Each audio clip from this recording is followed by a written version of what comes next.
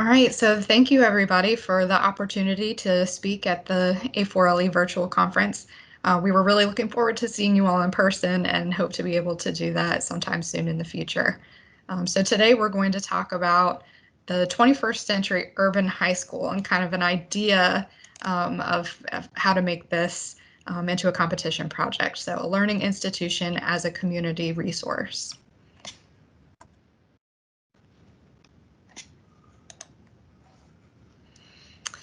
So involved in this project, in this competition, was Donna Francis. She's the leader of the K-12 group within Clark Nexen. She's an ALEP, and she brought a lot of value to the planning portion of the competition. Becky Brady, and it's really nice to virtually meet all of you all. And I'm an architect at Clark Nexen as well, and have focused on K-12 for the past few years, and really have found a passion within that market sector. And I am Albert McDonald. I'm a senior architect, associate principal at Clark Nexen. I head up a group within Clark Nexen called Combustion Chamber, which we'll talk about, but it's essentially an ideas-based experimental kind of think tank thing. It's kind of purposefully squishy in order to keep it open so that we can investigate a lot of different things. And so we'll be talking about how that endeavor is kind of rolled into our K through 12 work and some of the things that we discovered through this little experiment that we held. So Combustion Chamber, its mission is really to experiment and investigate in the design realm and in that space, not with any specific trajectory other than to just try to find out what we can. So you don't know what you don't know, and this is meant to kind of uncover some of those things and help us stay vital as designers and to remain in that sort of creative mindset when we apply what we learn in this environment to our actual projects. So some sample competition of our work, just to give you a background on things that we've done to date that will help set the stage for the 21st century urban high school competition that we put on. This first project was looking at a nursery school. It was an open competition, and we entered because it interested us as designers to think about how pre-K learning environments might impact or be impacted by the environment around them. And so we created small spaces for little kids. We researched different types of learning spaces, different pedagogies, and then tried to tie the building into the environment to help bring that kind of circadian understanding of the rise and fall of the Thames River in London with the daily activities of children, and how can we sort of make meaningful connections there, and what could we learn? So we start to see these kind of interesting spaces that are geared towards younger students. On the sort of another end of that spectrum was Perpetuum, which was a proposal for a recladding of the MetLife building in New York. And we took this opportunity to really sharpen our skills and our knowledge base on passive and active strategies for high-rise buildings, as well as looking at taking existing building stock and finding ways to bring it up to more contemporary standards for office space use. So you can see here we did a lot of research in passive and active strategies. How do you create a building skin for a high-rise that actually moves and responds to its climate and environment? Some of the renderings from some of those spaces where we created larger gathering spaces, loose areas for people to meet and exchange ideas that did not exist in the current building. and then just to really kind of up the quality of the experience working in that building. Another endeavor was to look at urban housing in Charlotte, North Carolina, where the competition asked for a mixed-use development and had some set parameters on program that we were to include. But I think the interesting thing that we got out of this was the research into the local area and tying in an emerging but thriving economy of local brewers, a culinary arts district that was starting to kind of percolate.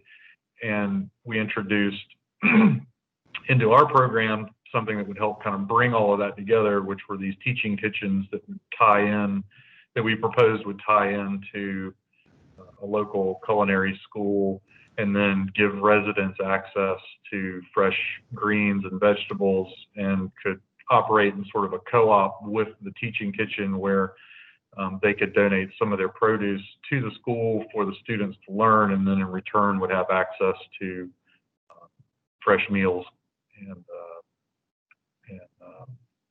dining. I can't think of the word I'm looking for, but the idea being that there was this synergy between the residents and the actual school, with a farmer's market and different types of housing to accommodate the residents. You can see the farmer's market, some models we built, and then a kind of a research of the local context and proximity to the site and what we could kind of pull in and feed off of. No pun intended. This is one that the combustion chamber took on several years back, and we're actually finally seeing these put into place. But this was to reimagine how Go Raleigh public transit system could look at their bus shelters. So it is an interesting project in that it was kind of a branding move, as well as an architectural move, as well as an urban planning move. So we started to think about some of the graphic qualities of the Go Raleigh brand and incorporating that into actual physical form that could be used as the bus shelter. And so this is our prototype that we had on display as one of the top 3 winners of the first round of the competition.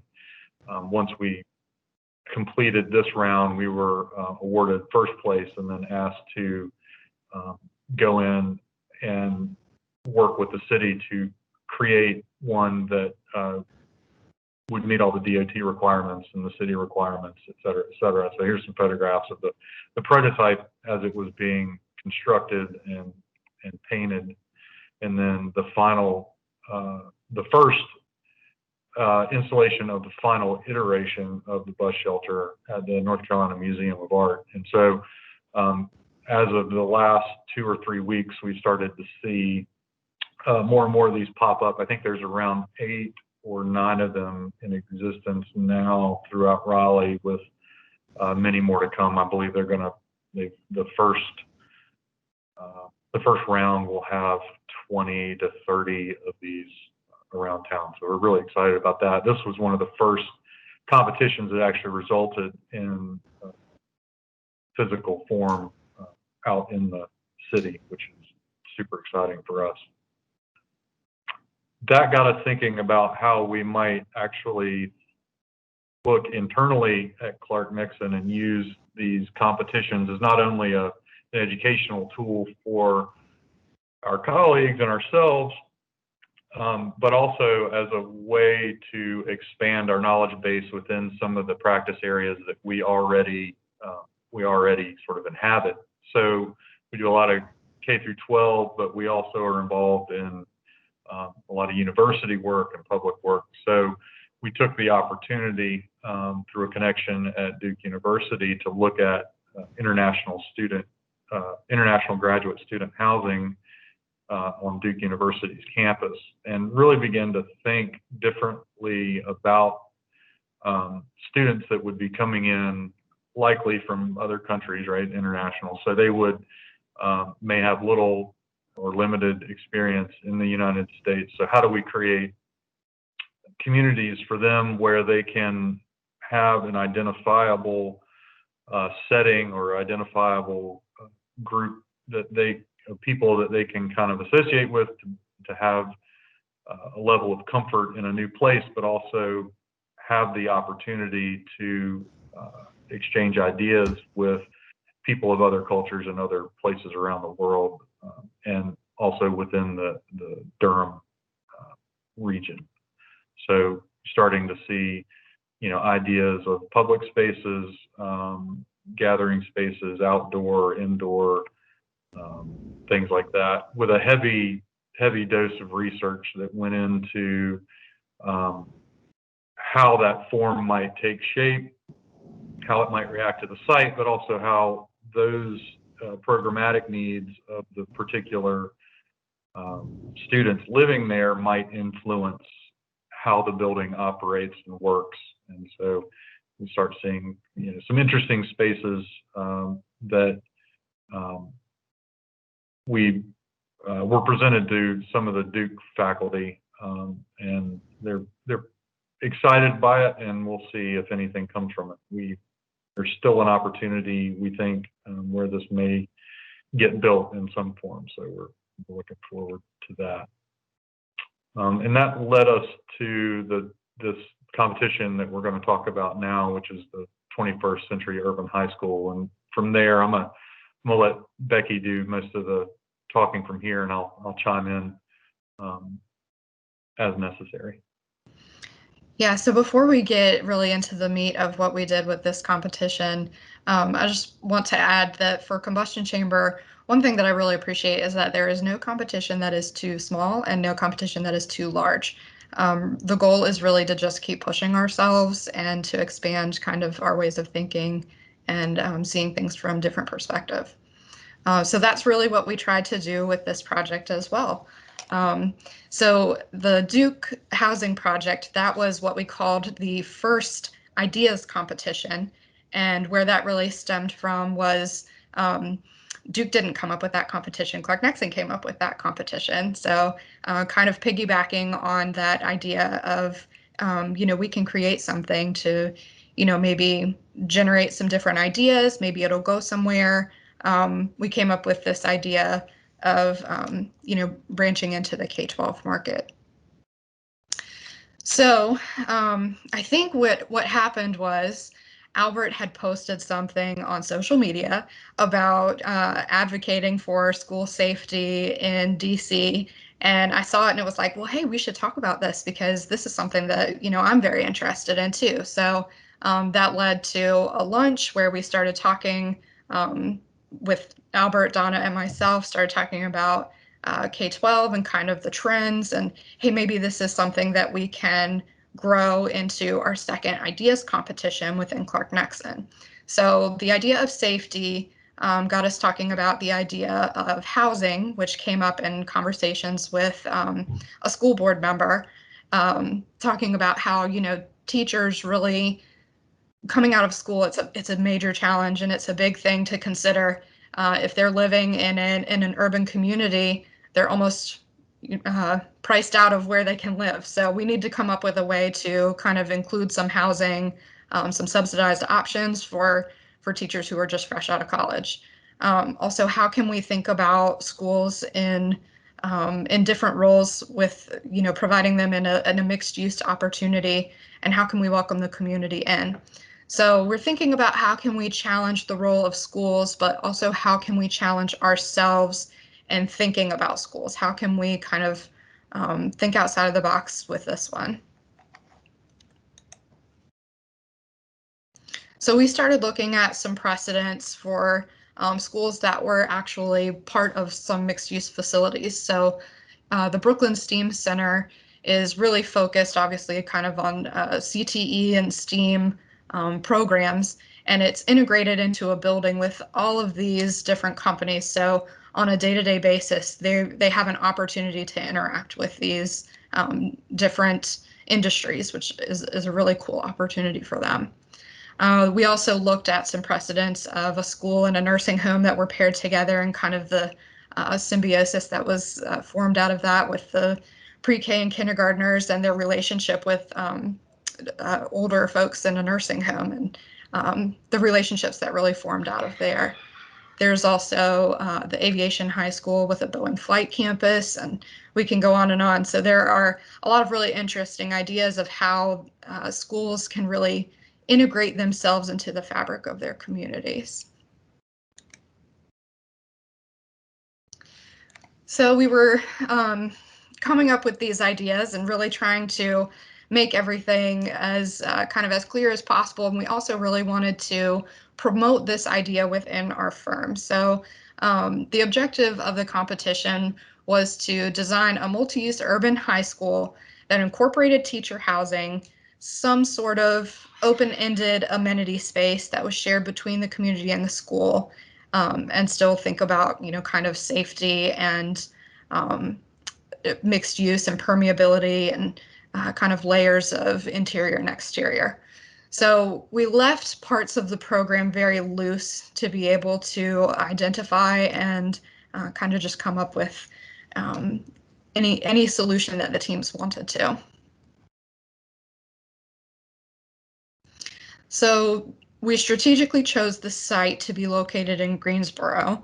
It's an area that all of our offices are relatively familiar with. It's also just a really cool area. It's got a cool urban downtown, and has a lot of expansion and opportunities for growth. So we kind of perused Google Maps and found a couple of spots that we thought would be really interesting. And what we ultimately chose was this one here on East Market Street. And that's really adjacent to where the city center is, and kind of just on the fringe of the actual center of the downtown area. So here you can see some street views. It's really in a pretty good cultural area. There's a cultural center, there's a museum, there was a library that was nearby. So just giving you kind of an idea of what we were looking at with this. There was freedom in this competition to say, okay, these buildings that are on this site are either going to stay or they're going to go. This was housing. You could either use this as the housing to be integrated with the school, as was presented in the brief, or you could tear this down and, theoretically, and incorporate the housing into the school. Same thing with this machine shop. There's a little textile shop over here. And then these were a couple of shops that were not in use at the time of the project. And then we really wanted to validate, kind of the work that we were going to put into this. So we worked to create an opportunity for a diverse jury to look at these competition entries and give their feedback. So obviously we're an architectural firm.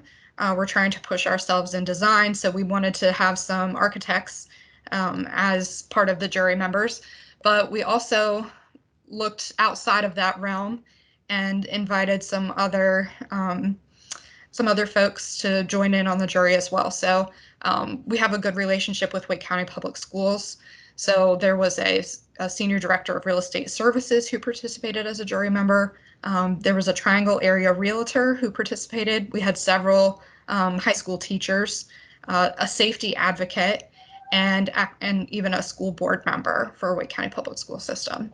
And I think also what's really interesting about this jury that was compiled is that it was all across the United States. So we weren't just looking at the region that the competition was actually held.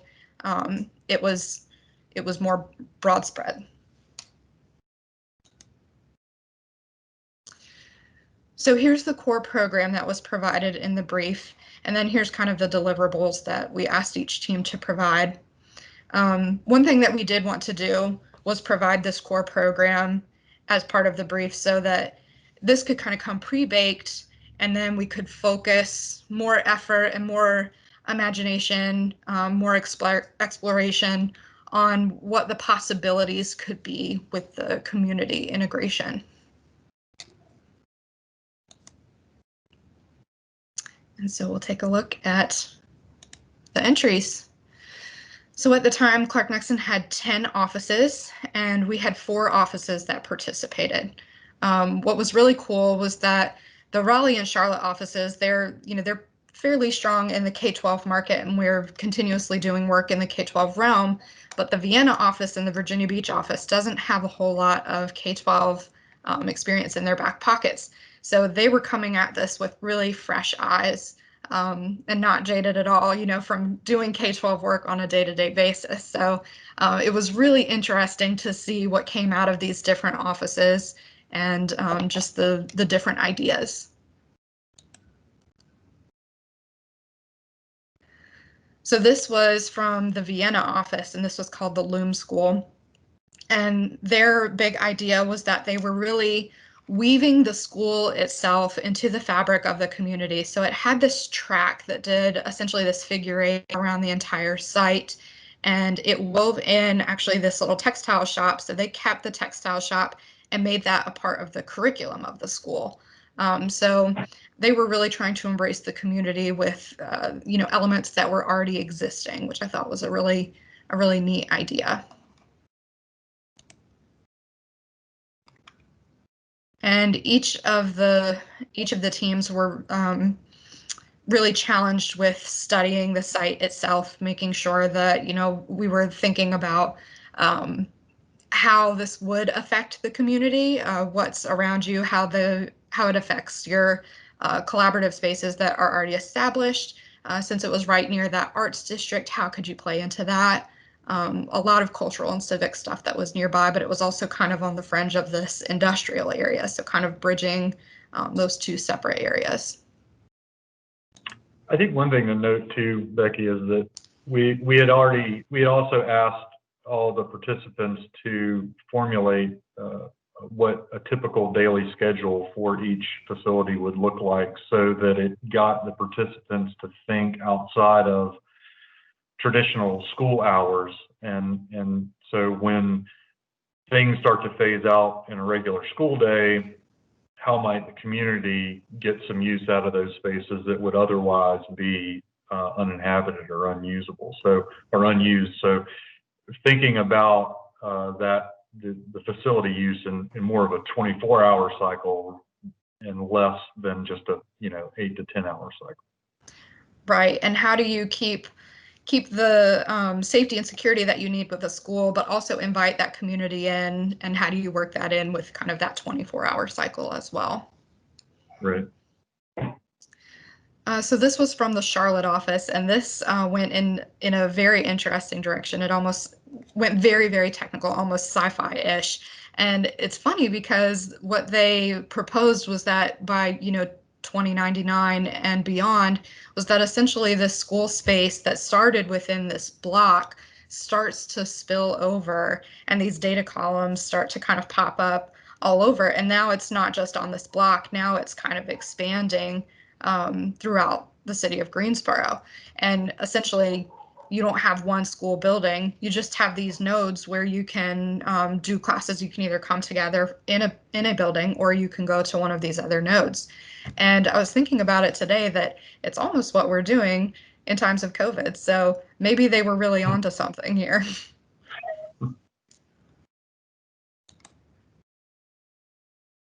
So kind of taking a deeper look at how this really starts to span over several blocks, and how these data nodes really start to pull different elements together.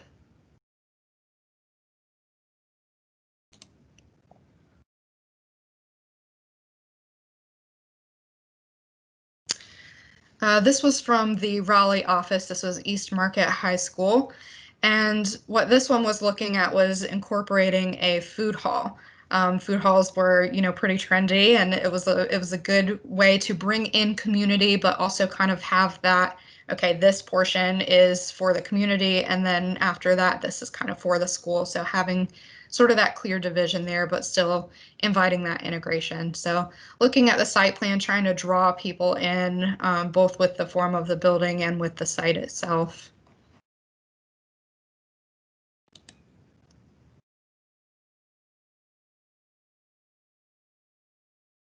And again, really delving into what the community was, how we could really integrate it, what those connections were, how we could take advantage of it.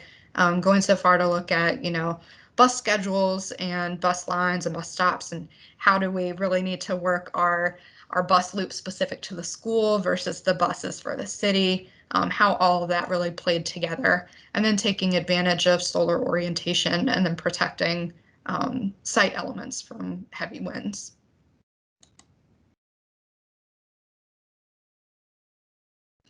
And from the Virginia Beach office came the winning entry, which was called Canopy. This one really peeled up and gave lots of different layers to what the school could be. There was a large focus on sustainability because the community involvement was really with this community garden. I think there was a pretty clear area of, okay, this is the school, and then this is for the public. But I think there was a really strong connection with a lot of visibility between both of those elements. So they did a really intense study of kind of that public and private, and really generating how safety was going to be a factor here.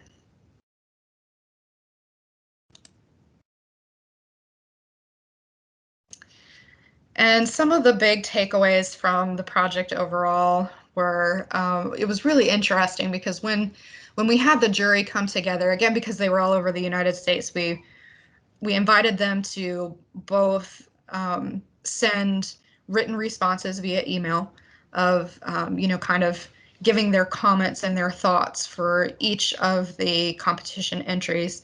And then we also invited them to be a part of a virtual conversation where everyone could have received all of the comments and then have a discussion of, okay, well, I think this was a really interesting point of view. This is what I was thinking of it.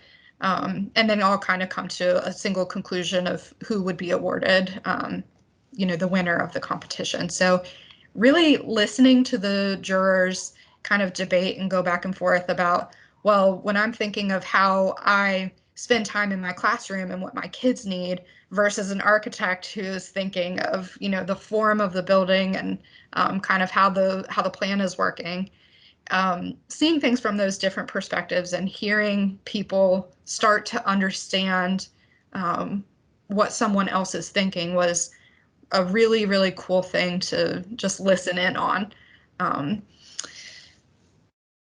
I think it's changed some opinions of people who might not have been as heavily involved with K-12 just as a practice, thinking about schools in a different way. It's not just desks and rows. It's a lot more about integration and community, and even the mixed use element and the housing element. Those were, they're things that we're working on in other projects, and how can we make that work for a K-12 school as well. It also, a competition is always just a great way to really just stretch and think about different ways that you can think about things without constraints of, budget and construction, and really just kind of take some liberties. So working with your colleagues to kind of come up with those things is, you start to see people in with fresh eyes too. Albert, what else? No, I think you hit on all the big points. I mean, to kind of reiterate what you said about competitions and the value of them. I mean, while there are constraints in the real world, I think, and the more I've done this, the more I've realized that the constraints aren't as impactful. They are important and they do play a role in the real world, but it's really just the expenditure of energy on a real project that you have to deal with things like budget and the paperwork and the email and the meetings and the things like that, that when you can kind of pull some of that weight off of the designer, it allows them take that energy and redirect it into ideation and thinking about new solutions and maybe previously unseen connections that could happen programmatically or architecturally. And so those things then are these little nuggets that we discover that we can keep and then apply to our real projects where that bandwidth is stretched. And so it becomes kind of a way to create ideas that we can then kind of store away. And then when the opportunity arises on a regular day-to-day project, then we've got some things already there that can kind of kickstart more ideation that's specific to whatever that particular project is. So it does a lot of things. It checks a lot of boxes as far as we can, as far as we're concerned. Gives our younger staff an opportunity to participate in a higher level of design that they may not normally get at that stage in their career, by reaching out to folks and policymakers outside of the architectural space. We get a level of opinion and a level of expertise that we wouldn't normally necessarily have. And it's kind of fun. I joke that it's just a way for me to kind of goof off and have fun with architecture. But and while that partially is true, we're learning a lot, and we're sort of building confidence in the projects that we are working on and the skill sets that we have. And this is and I think, as we move forward, we'll be doing a lot more of these internally focused competitions to help kind of expand our knowledge base and intellectual capital. I think a lot of different projects. Another thing that we gained was an opportunity to really start to explore and learn different programs. Usually when you're on a budgeted project, you don't have a lot of extra time to be able to say, okay, well, I'm just going to sit and learn this program. So even though it might be an advantage to your project, a lot of times it's just really tough to work that in. So if you can work it in on a competition, that's really to the advantage of both the competition and future work that you're going to be participating in. So I know that we stretched with some of the rendering programs that were used for these. And I think that's a thing is, for these competitions, it's a good mix of people. It's people who might not be working on projects together. So that's always a good way to kind of flex your design muscles too, is to just, see something from a different perspective. Maybe you're someone who's fresh out of school and you're working with someone who's more seasoned, or maybe it's the opposite way, but being able to share ideas in kind of an informal way is also really interesting.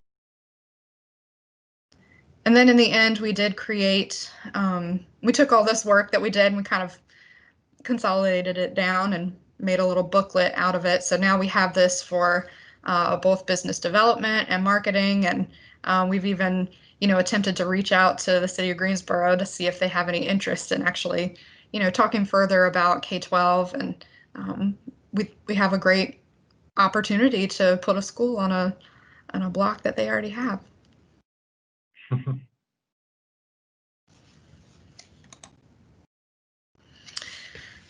So I think that pretty much covers kind of the whole idea of the competition and the 21st Century Urban High School, and how we, pushed ourselves, and how we can keep going and, take our lessons learned from this, apply it to our next project and our next competition. Absolutely. And if you are interested in the final publication of our book, you can reach out to us, send you a physical or a digital copy, and be happy to share what we've learned with you. Yeah, thank you.